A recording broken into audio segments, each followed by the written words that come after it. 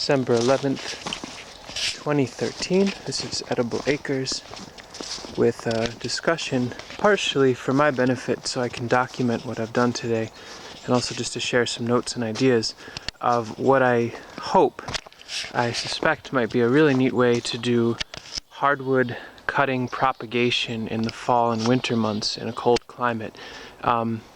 Taking a step back here, you can see this is a freshly shaped compost bed in the making. For reference, this is my hay fork. Let me stick that in. That's it right there, so you can get a sense of the scale.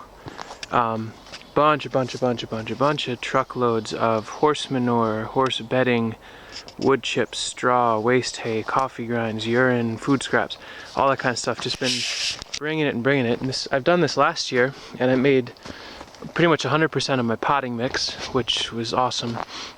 And I thought this year, while it's cooking during the winter, there's a lot of heat being generated in there. So actually, punch that in. This is in Fahrenheit. Today it's, I don't know if that'll focus. I'll come back to that in a moment. Today it's about 25 degrees out and snowing. It's going to drop down into the teens tonight and hold in the 20s for the next few days. But this compost pile, in general, ambiently, is generating between 80 and 140 degrees Fahrenheit from the bottom up. And it's incredibly loose, friable, highly organic material on its way to being finished compost that I can use in the spring. Why not capture that bottom heat, that moisture, that looseness, and try to root some species of plants that have a good propensity towards rooting in the fall and over winter anyway. So what I did here, I've labeled one of them. This is, it's poorly labeled, but I'll read it to you. It's the Crusader black currant, which I stuck, I don't know, 2 weeks ago. I probed the temperature in here and it was 80 degrees Fahrenheit. It's since gotten a little bit cooler, but it's still certainly thawed.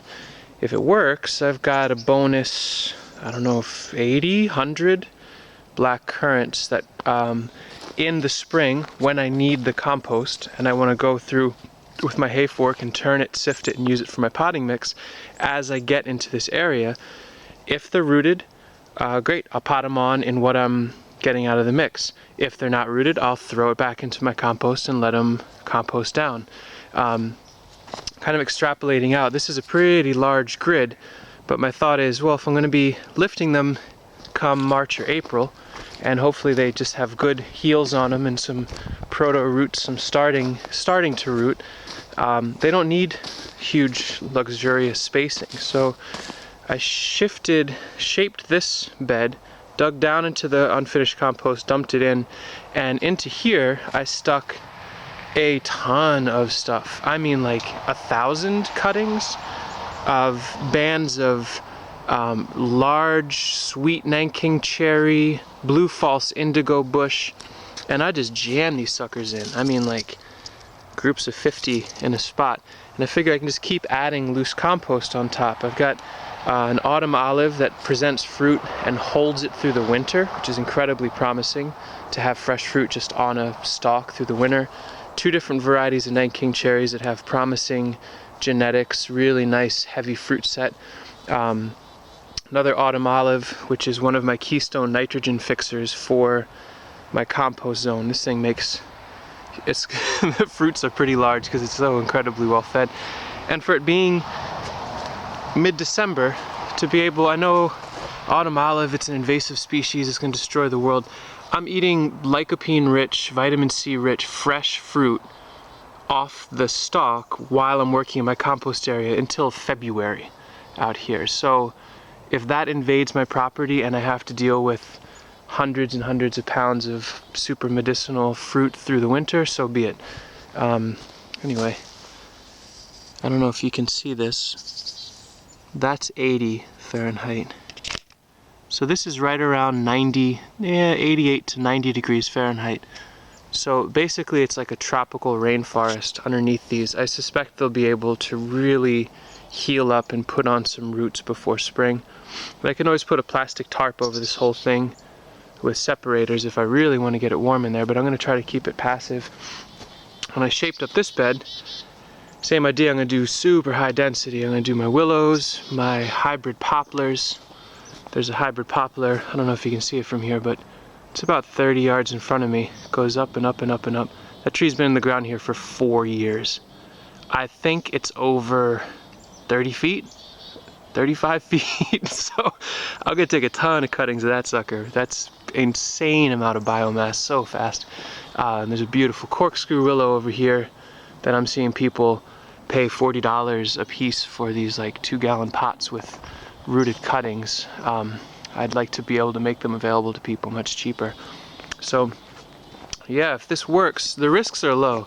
This shifting of the compost pile with the hay fork and pruning stuff that I had to prune anyway, so there's my stacked function. I wanted to head back some of these, like this Nanking cherry I wanted to really round down so I can bank it with compost and see if it roots into that so I can take divisions. All the other Nanking cherries were actual prunings that I needed to take in order to reduce the foliage in areas where it was blocking. Same thing with the blue false indigo bush to release for an elderberry that's underneath it. I'd say I put about an hour and a half into shaping this bed, making those prunes that I had to do anyway, and getting them stuck. So if I get any percentage of success, it's a bonus, but I suspect I might get hundreds, if not thousands, of bonus trees, shrubs, bushes. Heck, I might do a ton of hardy kiwi vines, hardwood overwintering, see what they do. All in this, like, I mean, just luscious stuff. Let's see, so some steam coming out of there. Probably can see that. I don't know, if I was a dormant hardwood stick with the capacity to root, I would not mind trying to root into this during the winter months. So we'll see how it goes. I'll certainly put an update in the spring. And if this works, then those of you that generate compost through the winter might be able to generate a huge amount of plant stock for yourself or for sale later on. You can see this whole section, I'm just going to leave this as is. I'll be able to dump truckload after truckload and chase it basically forward to the end here. That's where my compost will end. So it's December now, we're coming into the frozen months when I just get like 2 truckloads a day of wood chips and horse manure, just keep dumping. Quick side note, where you can see this disturbance, this whole zone is fresh Norway maple chips that I inoculated with King Stropharia mushroom in the spring. And so periodically I take a few 5-gallon buckets worth of this and toss it into that. And as I bring truckloads of straight wood chips, they're getting inoculated from the bottom up by wine cap Stropharia mushroom. Anytime coffee grinds come in that have paper and filters and paper cups and that kind of stuff, I set them aside as well. You can see all these like coffee filters. Super ropey mycelial mats in here of Stropharia. They adore this context. They'll eat that carbon-rich paper up like nothing. So it's a mix of manure, wood chips, coffee grinds, paper, etc.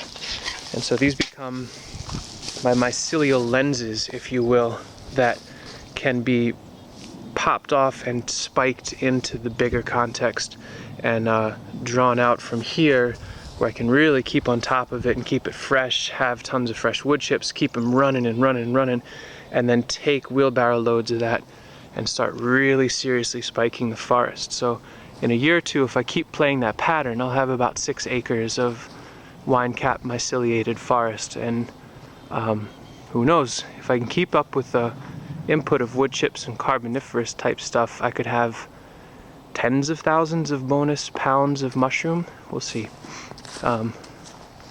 Why not? Why not just do all this stuff? I mean, it's costing me nothing except the gas for my truck, and I'm traveling around anyway. Alright, now I'm rambling. Thanks for watching, and we'll do an update in the spring. Hope you're having fun out there this winter.